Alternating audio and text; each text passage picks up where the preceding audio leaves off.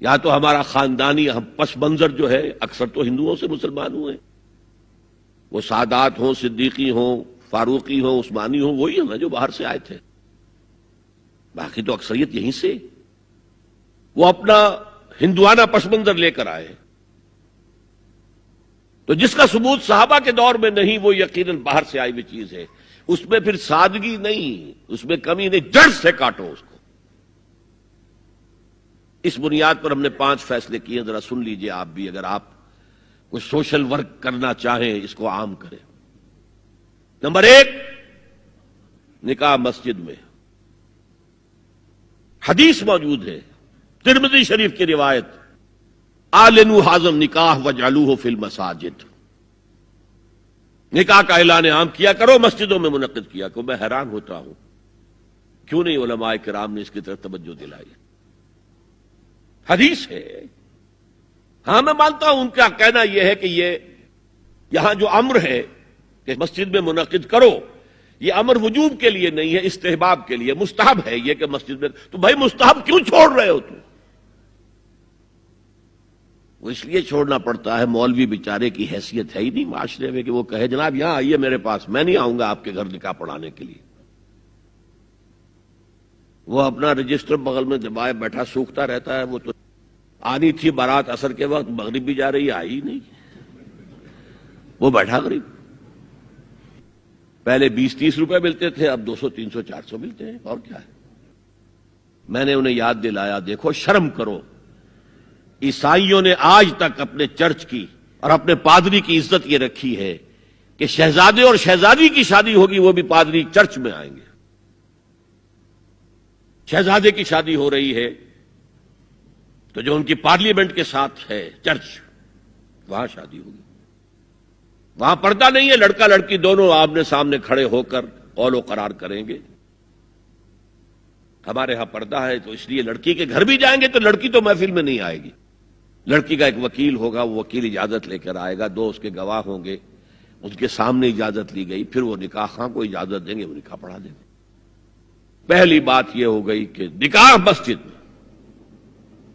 Number 2، نکاح کے موقع پر کوئی دعوت طعام نہیں، کوئی ثابت نہیں. دعوت طعام صرف ایک ہے، وہ ولیمہ ہے. اور اس قدر معقول بات ہے، سب باپ اپنے سینوں پر ہاتھ رکھ کر سوچیں اور میری بات سنیں.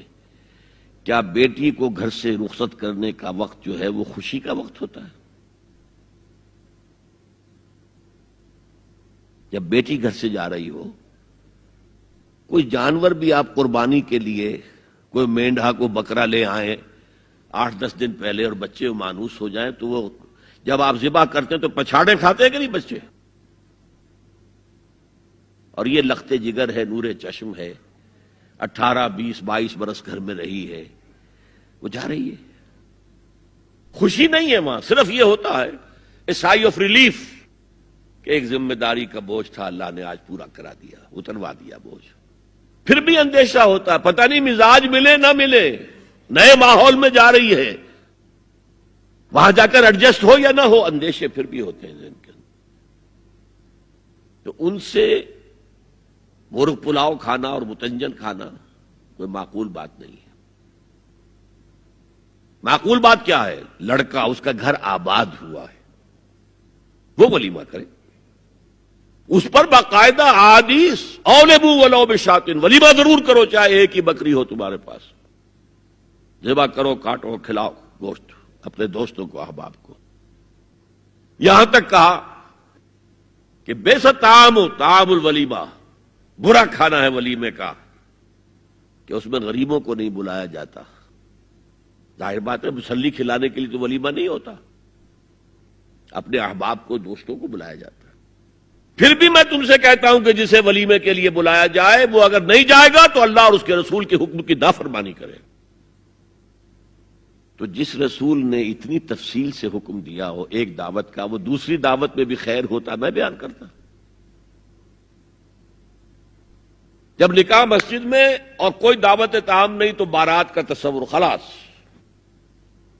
بارات کس بلا کا نام ہے؟ قرآن میں تو کوئی ذکر ہی نہیں، عربی میں یہ لفظ ہی نہیں. اجتماع طرفین مسجد میں ہوا، نکاح ہوا. لڑکی کو، حضرت فاطمہ کو رضی اللہ تعالی عنہا، کچھ خواتین جا کر چھوڑ آئی تھی اس حجرے میں جو ایک انصاری صحابی نے حضرت علی کو دیا تھا. ان کا تو کوئی گھر بھی نہیں تھا. کوئی حضرت علی آئے ہوں اور آ کر وداع کرا کے لے کے گئے ہوں، کچھ بھی نہیں. چوتھی چیز، جہیز کا کوئی تصور اسلام میں نہیں. خالص ہندوانہ رسم، خالص ہندوانہ رسم، خالص ہندوانہ رسم. ہندوؤں میں کیوں ہے؟ وہ اس لیے ہے، معقول بات ہے کہ لڑکی کا وراثت میں کوئی حصہ ہے ہی نہیں. وہ تو جب گھر سے نکل رہی ہے کچھ دے دلا کے رخصت کر دو. دان دہیج یہ خیرات ہے، لڑکی کا حق کوئی نہیں ہے گھر پر. اسلام میں تو لڑکی وارث ہے. والد فوت ہوں گے، وراثت تقسیم ہوگی. والدہ فوت ہوں گی، کوئی ان کی ہے ملکیت، وہ تقسیم ہوگی. شادی کے موقع پر کوئی جہیز اسلام میں نہیں ہے، قطعاً نہیں. غلطی سے حضرت فاطمہ کے جہیز کو جہیز کیا دیا گیا. وہ جہیز کیا تھا؟ ایک پیسہ بھی حضور کے اپنی جیب سے نہیں تھا.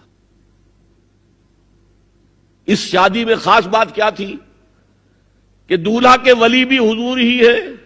اور کون ہے؟ علی کا کون تھا مدینے میں؟ اور دلہن کے والد بھی حضور ہے.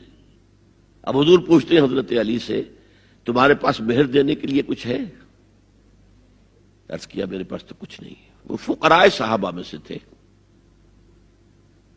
فرمایا مہر تو دینا ہے. تمہارے پاس ایک زرہ ہوتی تھی؟ جی ہاں زرہ تو ہے. انہوں نے یہ سمجھا زرہ تو جہاد کے لیے ہے، کوئی وہ دولت تو نہیں ہے. فرمایا جاؤ اسے بیچو یا گروی رکھ کے قرض لے کر آؤ. وہ گئے، حضرت عثمان نے خرید لی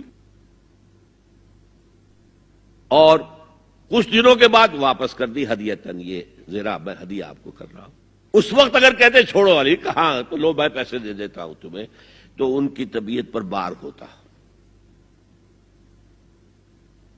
اس پیسے سے حضور نے کچھ پیسے گھر بھیجے اندر، دلہن کو ذرا تیار کر دو.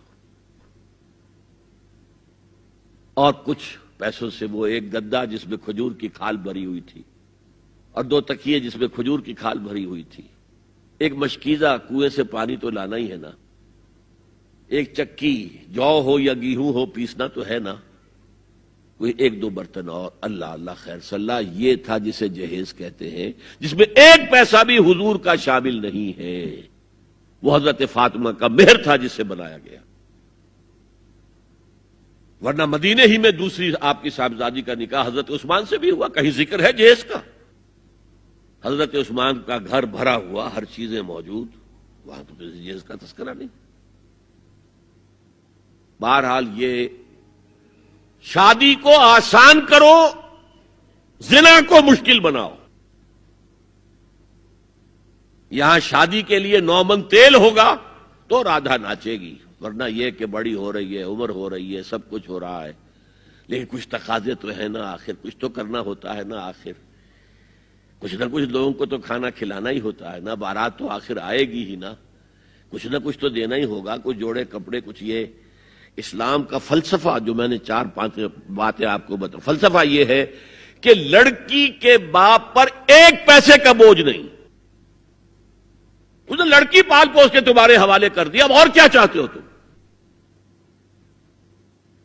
سارا مرد آزماں، مرد آفرین، مرد کو چیلنج دیا ہے، تم مرد ہو، مہر تم دو گے. اور سب سے بڑھ کر کیا ہو رہا ہے آج کل بھی ہوتا ہے، وہ ہمارے ایک کچھ کام ہوتے ہیں اسلامی، وہ بھی ہے، کچھ وہی ہندوانہ پس منظر.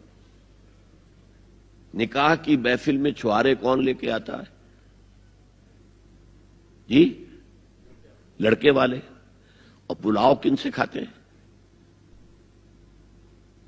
بھائی جس کو تمہیں مرغ پلاؤ کھلا رہا ہے وہ چھوارے نہیں بانٹ سکتا تھا؟ یہ ہے اسلام اور غیر اسلام کا امتزاج. چھوارے لڑکے والے لے کر آئیں گے اور پھر دعوت اڑائیں گے لڑکی والوں کی طرف سے.